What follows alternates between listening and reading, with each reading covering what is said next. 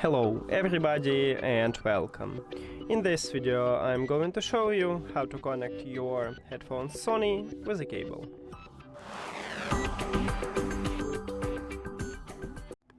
All you need to have for this is just mini jack 3.5 to mini jack 3.5 cable what you receive in the package.